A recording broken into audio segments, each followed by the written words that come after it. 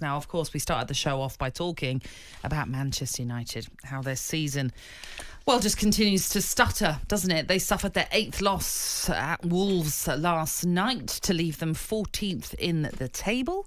And earlier on the show, Dino, you suggested that Ole Gunnar Solskjær was one of the many wrong United managers that they have had since Sir Alex Ferguson left. Well, I think that upset a United fan. Paul has rung up to have his say this morning. How you doing, Paul? Morning, Paul.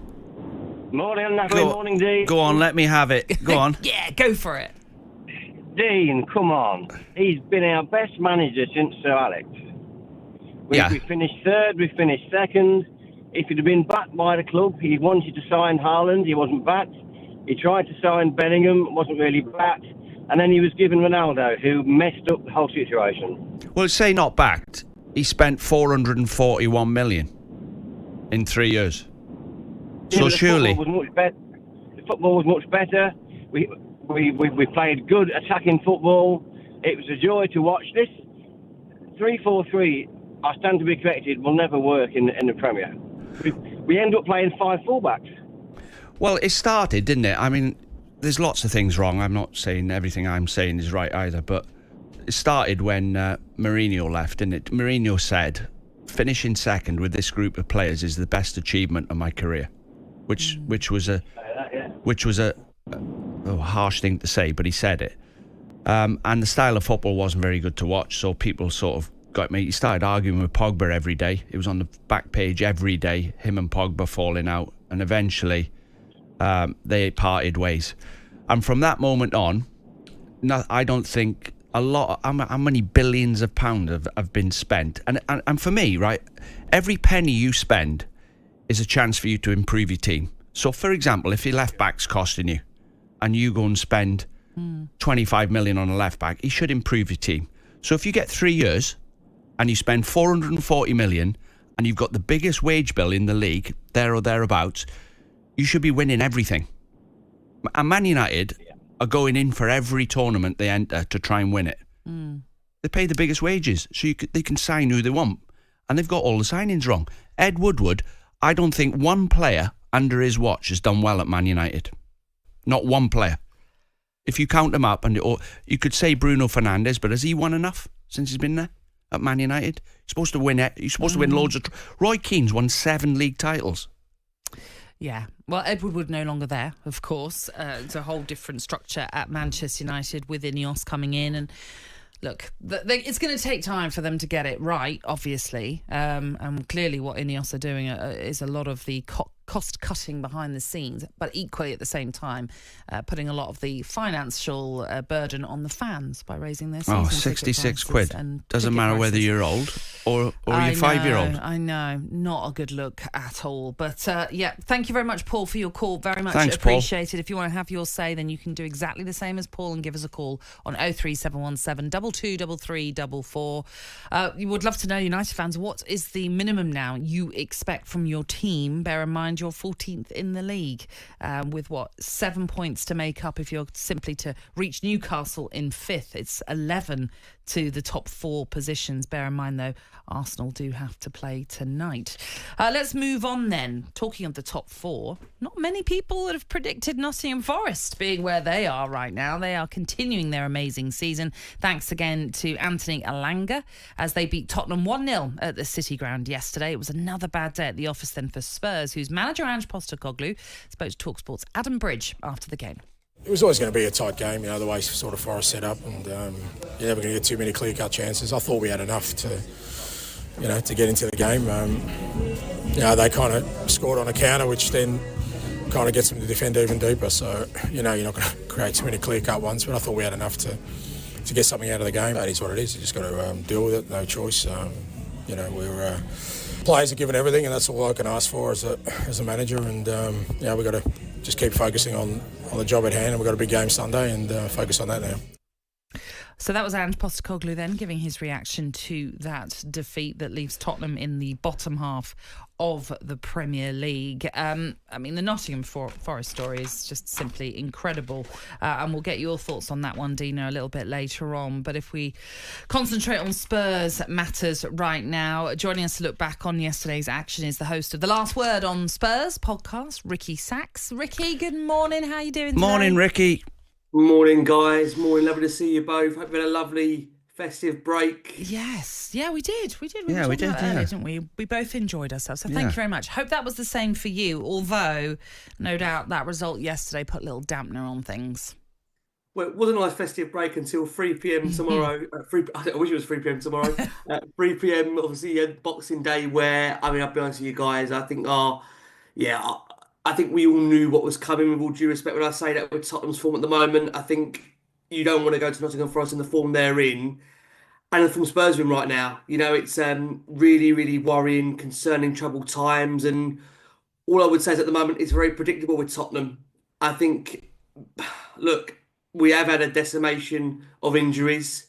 We are without some real key first-team players. But I've said this now, not only the first, second, third, fourth time on talkSPORT over the last year, 18 months, that you have to show an element of pragmatism and adaptation when you are without players due to injury. And look, I like Ange Postecoglou as a person. I like his values. I like his morals. I like the way he talks about the football club. But if you are not going to show any sense of flexibility in the way you want to set up tactically, this isn't going to work. And I just feel at the moment, you know, it's very similar post-match interviews after every game with regards to the fact that the players giving everything. But the reality is that what we're seeing at the moment is still not good enough. You know, it's 3 wins in 11.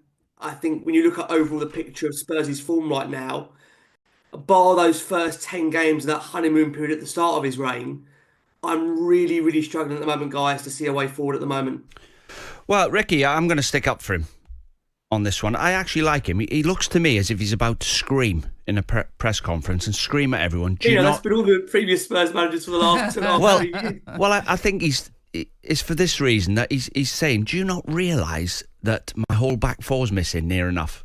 So that back four, this is going to be a bit harsh, but I mean it. That back four he put out yesterday with the keeper is a championship back four. They can't survive. Can I just say one thing to you? And I totally take on board. Look, you're a former manager, right? So I understand exactly what you're saying, but I think there's an element that Spurs fans, the frustration is, we know we've got the significant injuries right now. You have to show a way of adapting your current style to meet with a clientele that you've got to play. And the reality is that, look, we are fully aware.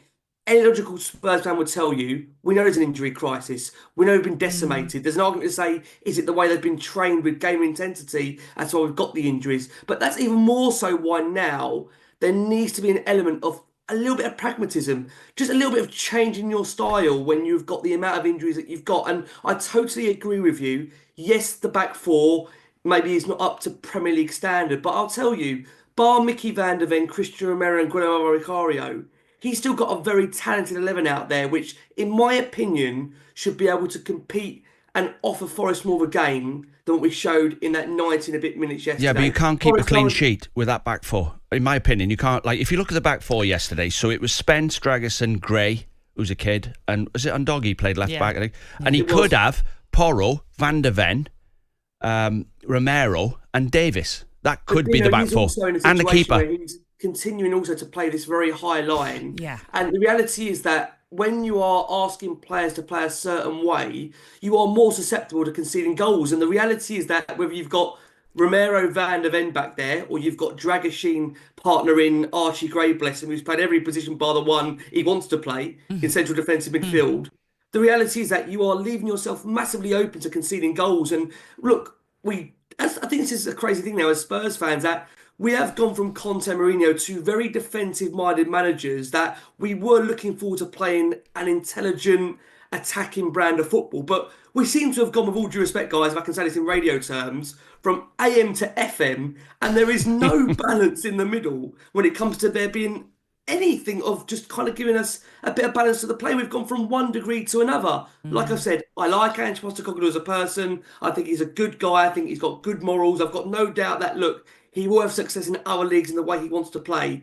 But this is the Premier League. It is the hardest league in the world with the best managers in the world. And if you don't adapt, and if you don't be flexible, and if you show no signs of looking to try and just slightly bring in the way you want to play, teams will work you out. And unfortunately for Tottenham, as a club, teams have worked this out. But Ange Postecoglou, can I be honest with you guys, just to kind of close on this point for me, is that he's one of the problems in a list of problems at Tottenham. It goes right from the top in terms of the ownership, not backing the manager in terms of the previous transfer window when arguably he should have been given the more experienced players to play the way he wants to. And the players have also got to take a huge amount of responsibility. So look, it's not all Ange Postecoglou's fault, but he has to take, for me, a huge amount of the criticism right now because of his refusal to adapt, to change in any way which, guys, as we all know in the Premier League, it is the toughest league in the world. If you are only going to have one way of playing, I'm sorry, this is not going to work. Fair point, Ricky, fair point. Well, it is a fair point, especially when you consider what happened with, say, Russell Martin. He was sacked eventually because he was so stubborn about not wanting to change his style of play. I'm not saying that their fortunes will change for Southampton because it's a big ask for them to get out of where they are at right now. But if you look at the tale of Tottenham, 9 defeats this season. That is the most of any side that's not involved in the relegation fight right now. So that is quite alarming. Just in a word, Ricky, in a word, do you still back Ange Postecoglou to remain as the Spurs boss, or you think you should change it? Natalie, I'm struggling. Right. I am struggling. Okay. You'd be sorry when he's gone. Well, depends. I'm not sure I will, Dino. You get Conte back in there. Well, we might have a bit of balance to our play. I'm not saying Conte's the answer, but you've got to have a little bit of balance, guys. Honestly, a little bit of balance. I know what you're saying. Yeah. Well, Ricky, listen, thank you for joining us this morning. Thanks, we Ricky. do appreciate it. My pleasure, guys. Have a lovely rest of the festive break. Yeah, you too. Not easy to come on and talk about your team when they've lost as well. Not an easy game they've got coming up either. Who's it? On Sunday, they host a resurgent Wolves. Oh. Indeed, who of course have won their last 2 under their new manager to take them out of the relegation zone. He played well Cunha yesterday. Always does, really. talkSPORT Breakfast, waking you up Monday to Friday morning from 6 a.m. on AM, on DAB, via the talkSPORT app and on your smart speaker. talkSPORT.